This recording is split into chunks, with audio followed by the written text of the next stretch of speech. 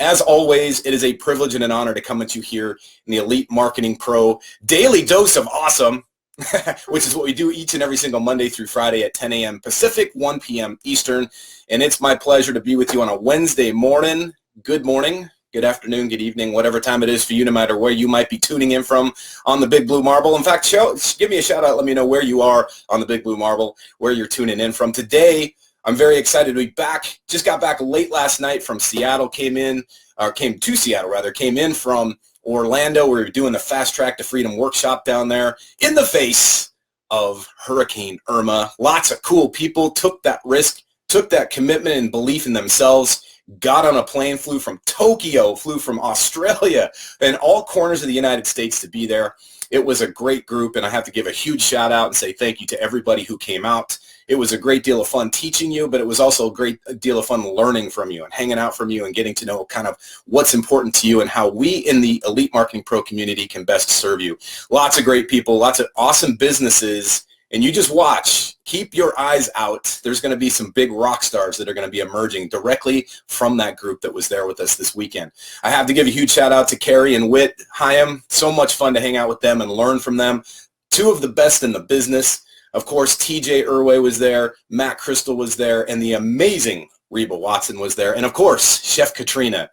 Love Chef Katrina. She came in. She did an awesome workshop with us. It was so great to be with that whole team, and I got to say a huge thank you to that. If you guys can make it, we're going to be doing another one in November up in Chicago, Illinois. So be on the lookout for that. It's going to be a great workshop, and looking forward to that. Okay, so what are we talking about today? Today we're going to be talking about what I believe is one of the bigger topics surrounding entrepreneurship, and that is the concept of rejection. Now, why do I think it's one of the top things or one of the bigger topics that we can discuss? Well, for number one, it's part of business. If you're in business, your job is to sell stuff, right? And if you sell stuff, natural part of the sales process is invariably you're going to get somebody who says no. And if you get enough of those that come around, it can sometimes kind of mess with your head. And the reason is not because you don't have the mental toughness or the clarity or the focus to get through it. It's that it's pre-programmed in our DNA. You know, we are a tribal species. Back in the ancestral days when we were living in caves and running from saber-toothed tigers, our survival was predicated on our ability to be a part of a tribe. The more people, there was safety in numbers. And if you got ostracized from the tribe, then of course you put yourself in harm's way, and it became a very dangerous place to be. So that's why in the back of our mind, we have it in our DNA to want to be accepted by the tribe. And that's okay. Listen, even people who consider themselves introverts, even people who consider themselves rebels, they're like, man, I don't need anybody, still have a sense where we need to be accepted by other people. Even if it's just a small group of people, we still need that. But any business, any brand, any product, anything that is even closely associated with sales or commerce has to be willing to play in this space of rejection. It's part of our DNA, but it's also part of business. It's part of doing business, right? So it's very easy to go, oh my gosh, they rejected me, you know, or what am I going to do now? And you want to hide your face in fear or in shame when somebody rejects you. But here's the thing. It's part of our life. It's part of everything that we do in business. I remember when you guys have heard me tell this story about how coming up in the United States Navy, I wanted to be a Navy pilot. And so I submitted my package to become an officer to go off to flight school 6 different times. And the U.S. Navy rejected me all 6 times. Now think about this. The one organization, the institution for whom I wanted to serve and fly was the one big no I kept getting again and again and again. And by the way, these packages, these application packages I was putting together were very extensive. There was a lot of hard work that went into them, a lot of resources that were expended to try to get, you know, this thing passed up the chain of command. So the rejection itself was painful, but man, it was a lot of work just to get to the point of rejection. Kind of like in business, right? If you've ever been rejected in business, I want you to type a 1 in because I want to see. I got a lot of people calling from that or tuning in from the UK and from Iowa, from Mississippi, Palmetto, Florida. Hey, Marcos, hope you're doing great, buddy. Calgary, Maui, good to see you all tuning in. If you have ever faced rejection, either in business or in your career, I want you to dial a 1. Maybe you have had rejection. You went to ask that person that you really had a heart for, and they said no to you, right? Type it in there. Let me know if you've ever faced rejection. My guess is quite a few of you probably have. If you've never had any rejection in your life, I want you to dial a 10 because I'm going to interview you. We're going to create an entire program, product, and coaching package around how to not get rejected. And what's funny about that is that I'm doubting I'm ever going to see too many 10s, because we've all faced some form of rejection. And in fact, if you faced serious rejection and pain from that in the past, it can actually cause us to carry that forward, which is one of the biggest things we're going to talk about today. So I put all these packages in, they submit these packages to the Navy, they turn me down 6 different times. And in the back of my mind, if I'm being completely truthful with you, I was thinking it really wasn't meant to be. And the reason is that you are feeling the intensity. This is your perspective, right? For me, it was something that was my life journey, my mission in life to become a Navy pilot. I felt like it was my, it can feel that way in business. As entrepreneurs, we feel what we're working on is the single biggest, most important project in the world. Because it is in our world. In your world, it's the single most important thing you're working on. And so, as you know, I see some people typing numbers in here. If you think about how important your business is to you, naturally you're going to feel the impact of rejection. Now, whether it's a face-to-face presentation, let's say you're in your network marketing company, and you're going to go present to somebody face-to-face in a coffee shop, or you're going to meet them for lunch. The more intimate the setting, the bigger the impact can be on the rejection, right? Because you took the time to actually get on that person's calendar. They met you somewhere. Maybe they came to you or you went to them. And now all of a sudden you think, I've got a captive audience. My percentage of success just went up because they are now saying yes, which is actually the first sale you have to make. They said yes to the presentation. And that's the part we forget. We actually get a lot of yeses before we actually get the first no. So you say, you meet with them and they say, no, it's not for me, and you walk out, you feel dejected. You do that enough and enough and enough, and pretty soon you start psychologically thinking, is this going to work out?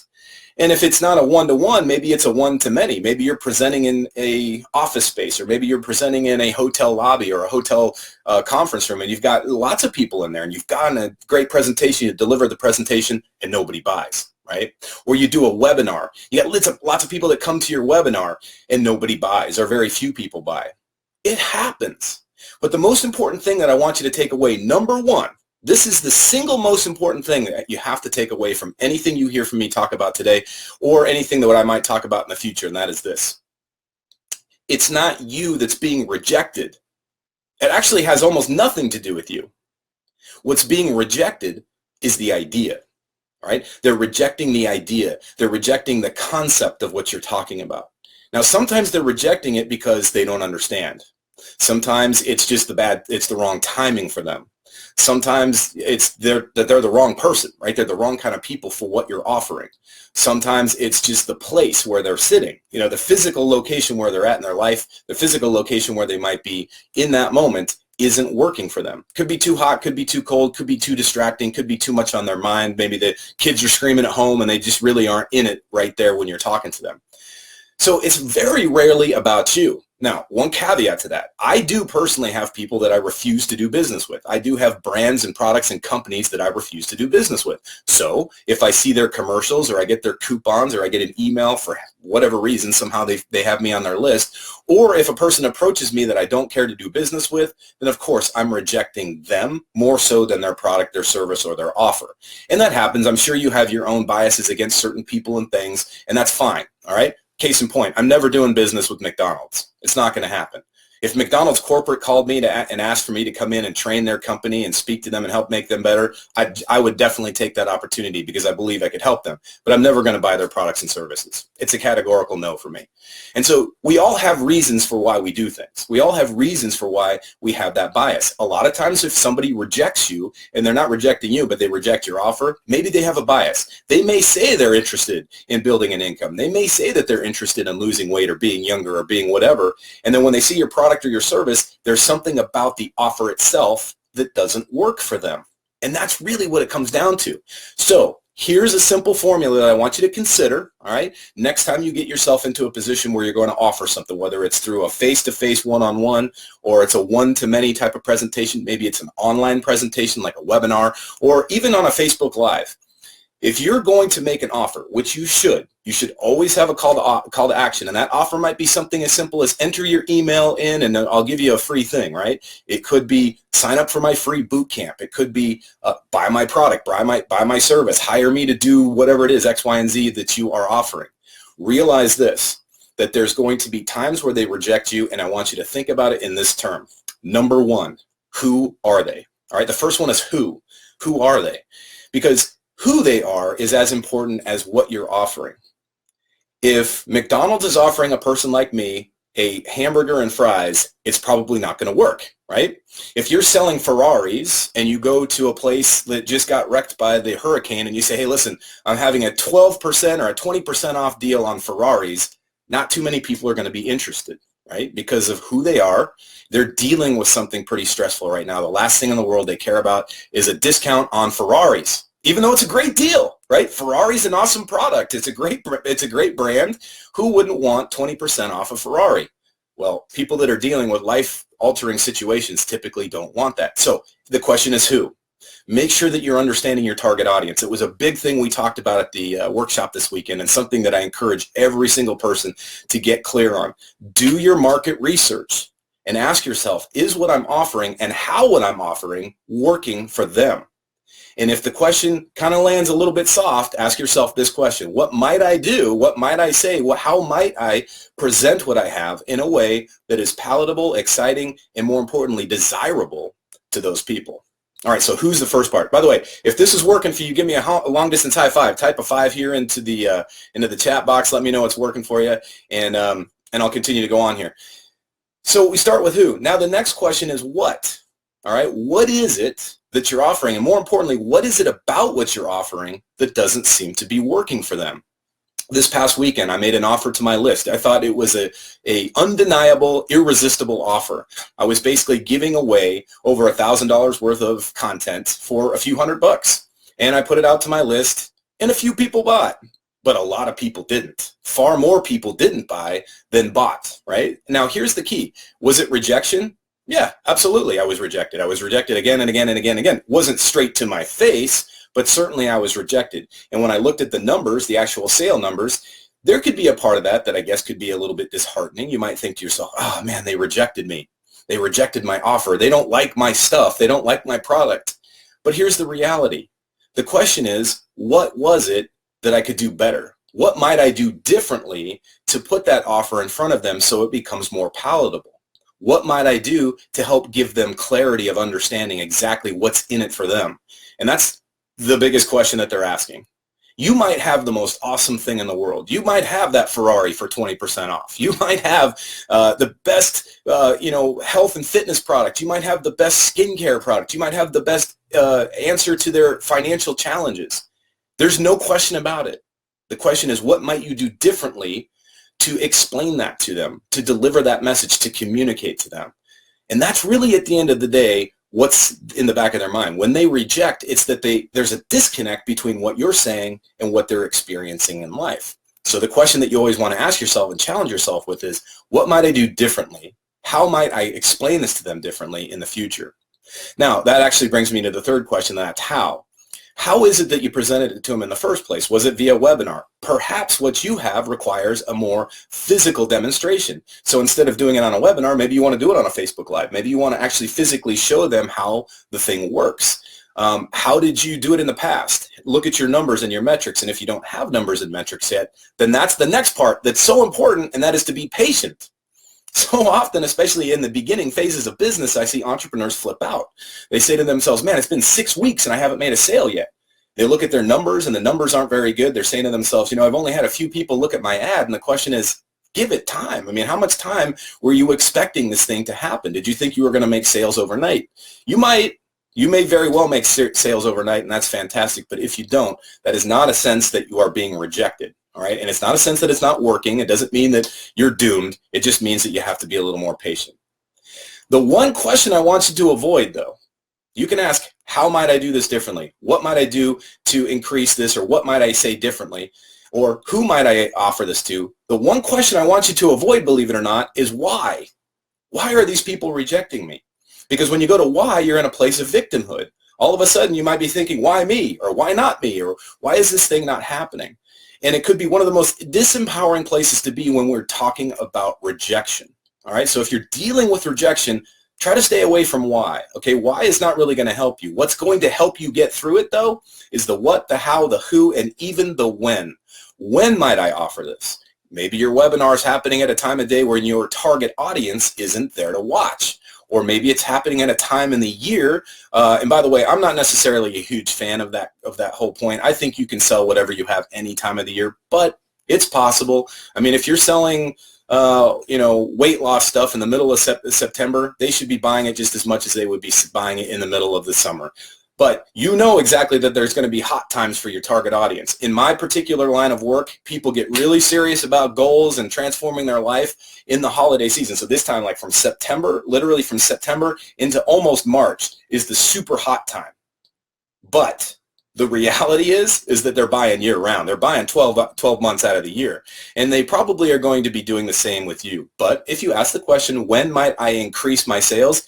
You might have something that's better in certain seasons. You might have something that sells better in certain months. That's okay. It just challenges you to be better in the down months and to capitalize on the big months.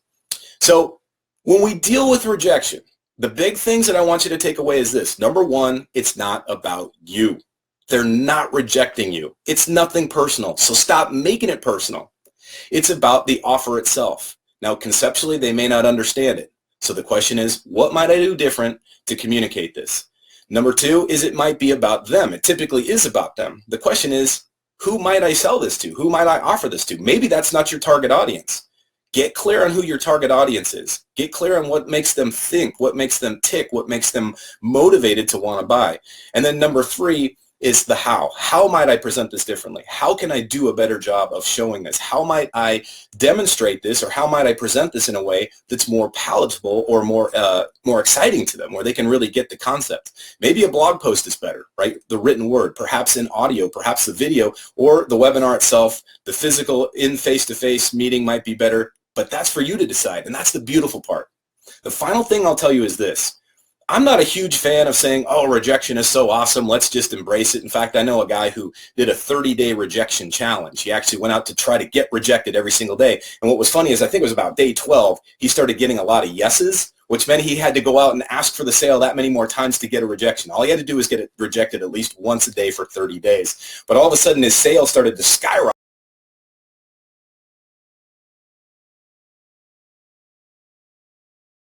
Kept getting yeses, yeses, yeses, and he's like, crap, I'm going to fail my 30-day rejection challenge because I keep getting people saying yes. That's a pretty good problem to have. Would you agree? So the whole point for him was to inoculate himself against the stress, the anxiety, the fear of rejection. If you want to do that, great. I have no problem with that. All I'm here to say is I'm not saying you have to love rejection, but let's make it what it is. It's just an indicator. It's an educator. It tells us what we need, that we need to work on something. Most important thing we need to work on is ourselves. The most important part of ourselves is that real estate between the left and right eardrum, that understanding that it's not a rejection of us, it's not a rejection of our soul, our identity, or our personality. It's a rejection of our idea, our offer. All we need to do is figure out how we can match that offer with the people we really want to sell it to and be prolific in sharing it. All right, my friends, if you got some value from this, give me a heads up here in the comment section. Please feel free to share this with people that you think would get some value from it, especially if they're entrepreneurs or business owners, and you'd love to see them succeed as you are succeeding as well. That is leadership, to pull people up with you. Feel free to share this, like this page, and get yourself over to EliteMarketingPro.com where you can access our 10-day free boot camp that's going to help you build your business online. It's going to transform the way you do your business, and guess what? It just might help you help a lot more people. With that said, I'm signing off here. Thank you so much for joining me here on Wednesday. We'll be back tomorrow for another episode of the Daily Dose of Awesome. We do it every single Monday through Friday at 10 a.m. Pacific, 1 p.m. Eastern, and we'll be back tomorrow. Until then, remember, no matter what course you fly in life, fly high, fly fast, and fly far. We'll see you soon.